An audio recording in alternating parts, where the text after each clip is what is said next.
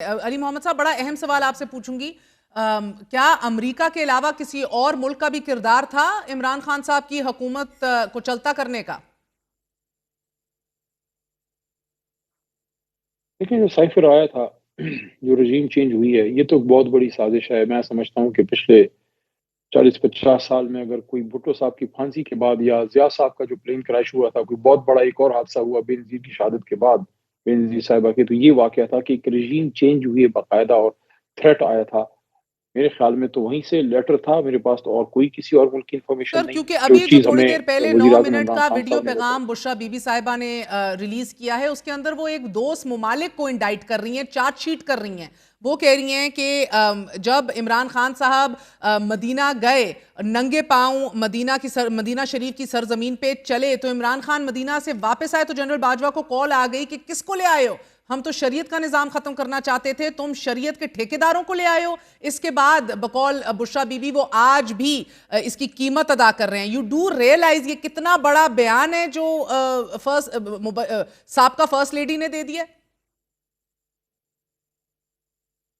نہیں، میرا نہیں خیال، کیونکہ ہمارے سامنے تو جو ڈسکشن کابینہ میں آخری رات بھی ہوئی تھی، اس میں صرف اسی ملک کی بات ہوئی، امریکہ کی، کہ وہاں سے جو سائفر آیا تھا اور اس کے بعد یہ سارا کچھ ہوا. ہمیں تو گلہ اس چیز پہ ہے. میں بڑی کلیئر بات کچھ دن پہلے کی، شاید کسی نے اس طرح نہ کی ہو. ڈیالہ جیل کے باہر خان صاحب سے ملاقات کے بعد میں نے ایک بات کی کہ بھول جائیں کہ عمران خان تھے، وہ وزیر اعظم پاکستان. وزیر اعظم پاکستان کے خلاف ایک رجیم چینج ہوئی، یہ اس وقت کی آرمی چیف اور تمام ذمہ دار لوگوں کی رسپانسبلٹی تھی کہ اپنے وزیر اعظم کے ہاتھ مضبوط کرتے، اور یہ ایک دیکھیے، میں رجیم آپ چینج تو ایک یو آر سازش اگین ہوتی ہے گوئنگ ملک کے آن ٹو خلاف. رجیم چینج ان امریکہ. میں تو اس کے میرٹس میں نہیں جا رہی.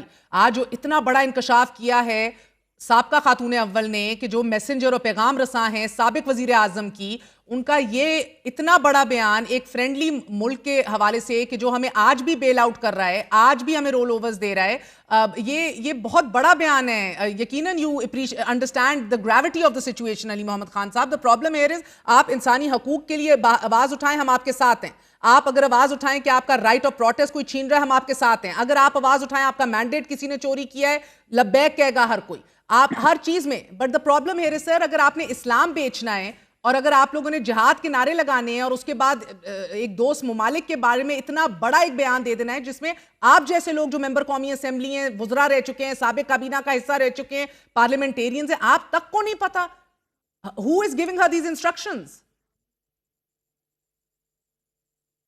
نہیں، اس پہ تو مجھے نہیں پتا کہ میں تو صرف یہ بات کروں گا جو میرے نالج میں، جو کابینہ کے نالج میں تھی. کسی فرینڈلی کنٹری کی بات خان صاحب نے ہمارے سامنے کبھی نہیں کی. ہاں، دوبارہ وہی ریٹریٹ کروں گا کہ جو ڈونلڈ لو کی طرف سے چیز آئی تھی، دیکھیں ڈونلڈ لو ایک شخص نہیں تھا، وہ ریپرزینٹ کر رہا تھا اسٹیٹ ڈپارٹمنٹ کو. تو جی. ہمارے نالج میں تو یہی ہے کہ امریکہ سے سائفر آیا تھا and they were involved in that regime change. اور وہ بھی ابھی ہم ایکسپیکٹ کرتے ہیں، جو ڈونلڈ ٹرمپ صاحب آئے ہیں، خان صاحب کی ایکسپیکٹیشن یہ ہے، کوئی اور ایکسپیکٹیشن نہیں کہ ان کو نکالیں یا بیل آؤٹ کریں. نو، صرف یہ ہے کہ وہ نیوٹرل رہیں. جو بائیڈن صاحب کی ایڈمنسٹریشن تھی جس کے نیچے سارا ہوا، خان صاحب کی یہ ایکسپیکٹیشن ہے کہ کم از کم ٹرمپ صاحب کے نیچے وہ جو چیز تھی وہ نیوٹرل ہوگی اور کوئی نیگیٹیوٹی نہیں ہوگی. تو سر بیسکلی سعودی عرب کا نام لینا، بشرا بی بی کی طرف سے لینا، ایک ایسے حوالے سے لینا کہ وہ شریعت سے اپنے آپ کو دور کر رہے ہیں اور آپ ٹھیکیدار لے آئے ہیں، یہ بہت بڑی ایک چارج شیٹ ہے. اس کو بڑی سنجیدگی سے لینا پڑے گا آپ لوگوں کو، اور شاید ریڈریس بھی کرنا پڑ جائے آنے والے دنوں میں، آپ دیکھیں گے. مگر going forth right now sir, یہ فرمائی دیجیے گا کہ اب یہ what needs to be done, do the needful کہہ دیا گیا اسلام آباد ہائی کورٹ کی طرف سے. جج عامر فاروق صاحب نے کہا ہے کہ روکا جائے، ڈائیلاگ کیا جائے، اور اگر ڈائیلاگ سے بات نہ بنے تو do the needful. You understand do the needful کے اندر کچھ بھی آ سکتا ہے sir, because the containers, lathi charge, نفری، سب کچھ موجود ہے. دیکھیں، کورٹ کا جو فیصلہ ہے اس کو سنجیدگی سے لیا جائے گا اور اس پہ بھی ڈسکشن ہوگی.